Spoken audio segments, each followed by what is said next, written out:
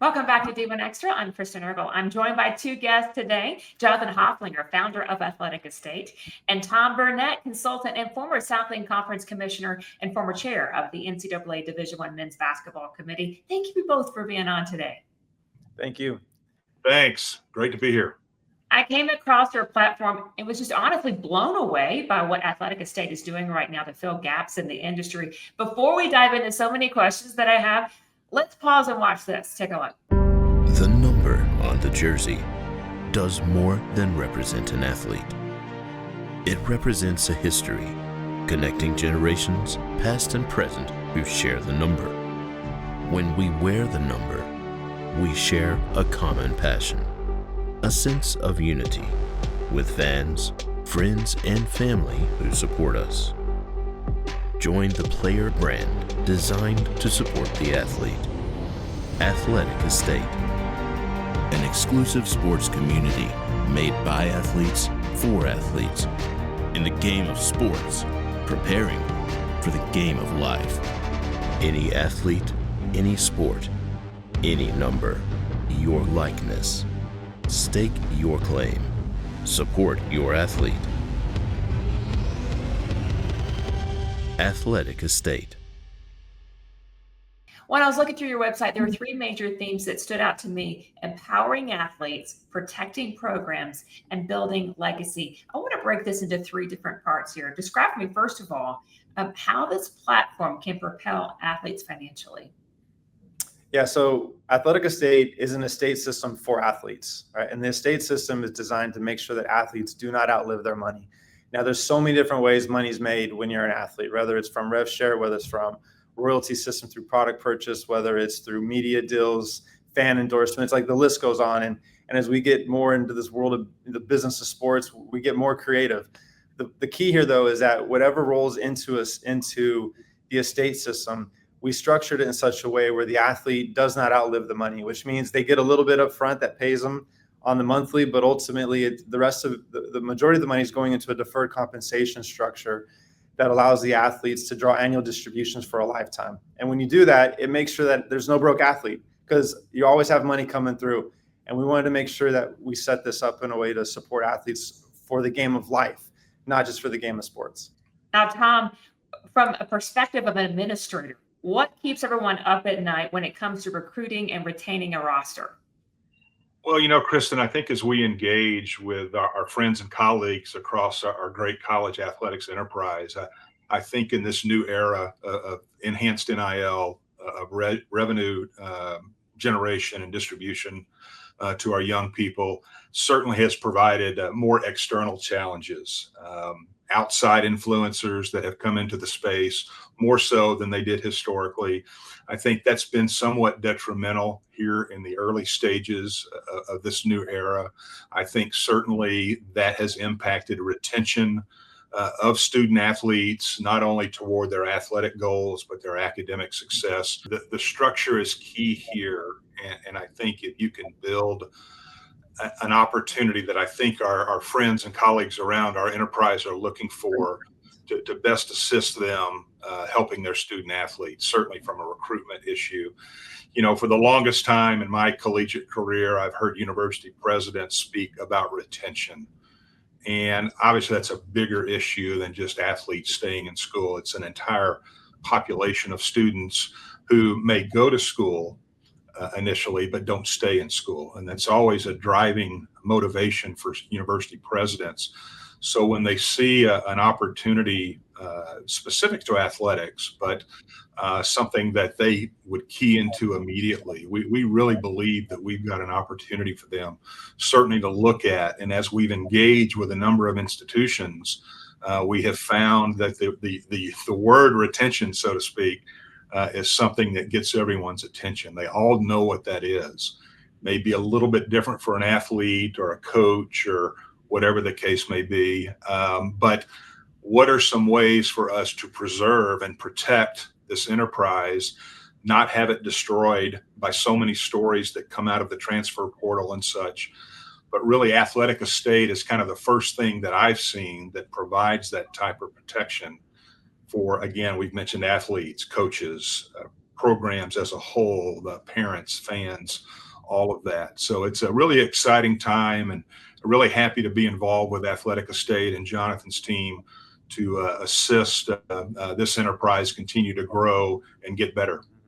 Jonathan, I want to hear your perspective on some of this. Yeah, no, it's for us. I'm a former athlete. I played football at Arkansas State. I was number 40, and I finished in 2007. And my roommate at the time was drafted by the Raiders, and a lot of friends in the NFL for a lot of years. And the thing that we were struggling with as athletes was how to transfer from the game of sports to the game of life, and that seems to be a constant problem. Like for me, I had to go to Central America and go to Guatemala to learn another language to kind of break the mold, lose 50 pounds and make something of myself. And we all go through that process. But, for a lot of our athletes, it's the question is like, how do we take what's happening in the game of sports and how do we make sure that has an impact long after we're done playing? And with Athletic Estate, we worked really hard to make sure that we created an estate system, a financial model that actually helps athletes, take the moments that they're making in sports and make sure that transfers into everyday life. When I talk about building legacy, Tom, what would you add to that? I think the item that really gets me in this when we talk about legacy and kind of the overall good of the enterprise, and what really drew me into Athletic Estate here and becoming involved here is that the things that Jonathan talks about, it's while we have a unique focus on our student athletes, they're at the core of everything that we do, and certainly building their success in and beyond their athletic career. But what I really liked about this is this kind of the multifaceted opportunity here to not only help the young people, but to assist our schools that are in this brave new world, part of a larger association that's still kind of getting its feet wet in NIL, much less revenue sharing, but also to the collectives that are out there that are supporting young people in NIL, the parents, again, who, influence these young people and have so much invested in them leading up to their college careers, and I guess even during college career as well, but then also too, we spoke briefly about the agents. I mean, this program has an aspect that it can interact and engage and perhaps better inform agents on the benefits of a structure like this. And then ultimately fans, as Jonathan has touched on, the allegiance of fans in this day of transfers, and where's this young person going to be in 12 months? Are they going to be with our team that we love regardless, or are they going to be somewhere else? And how does that negatively impact the fan experience? So that's what's really, I think, attractive about all of this, is that it's not just for one group or one issue.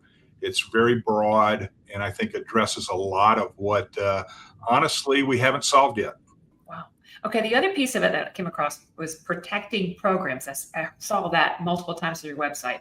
If I'm an AD, why should I care about this? I think there's a couple things to think about. The first word is retention.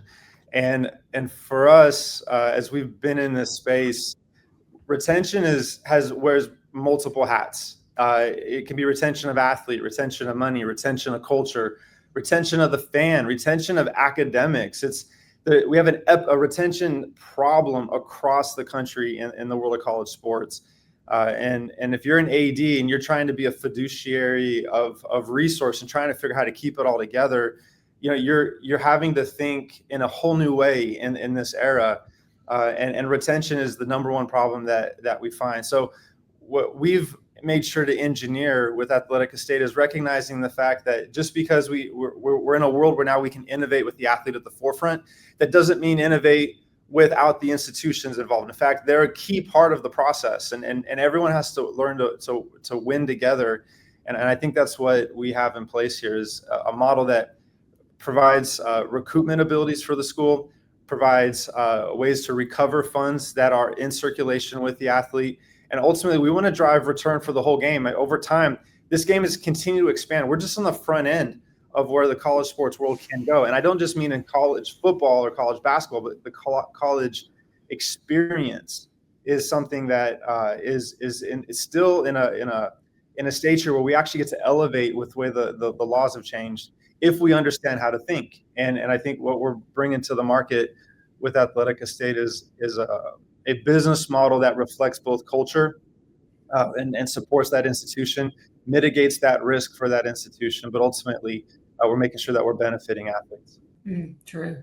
Jonathan, from your perspective, I'd love to hear why you decided to invest personally in this. Being a former athlete, I lived it. I lived this experience, and when I finished playing in 2007, we're still in the front end of this. I mean, we're at that time we're 10 plus years away from having anything like we have today with NIL. But in 2014, when the EA Sports lawsuit came down, a lot of the athletes that we were a part of that with the O'Bannon brothers and how that was led. And when you're sitting in a world where it's like you're on a video game and all of a sudden you're getting recognized and you get a check in the mail and you're excited about it, for that moment in time, you're saying to yourself, like, wow, this is great. Like, this could work. And then when EA Sports said, hey, we're going to cancel the game, everybody lost. It was a game we loved, right? It was a game everybody played. And to say that the economics didn't work to keep the game going never made sense to me. And at that time, we gamed out Athletic Estate that weekend. And I remember saying, look, we got to find a way to put the athlete and the asset together. And when we did that, Athletic Estate was born. And that's for me, it was just a part of us. And when I see athletes struggling to pay a cell phone bill, when I see athletes who have blood, sweat, and tears with, right, that have the principles of life, that understand what it means to win, what it means how to recover from a loss, all these things that we learn in the game of sports, when you get into the game of life, suddenly we're caught between this really interesting place of how do I re-identify myself? How do I reset? And when you don't have the financial model in place coming out of the game, you're caught in a spot where you don't always have the best options, right? And Athletic Estate, we like to look at us as the field house for the game of life, right? The game of life is our sport. And the athlete in the game of life needs a field house, just like they had when they were playing. And we're that for a lot of these athletes. And we're excited about different athletes coming to the system and different programs come into the system. Because ultimately, it's how do we win together, right? We want to protect this game that we love.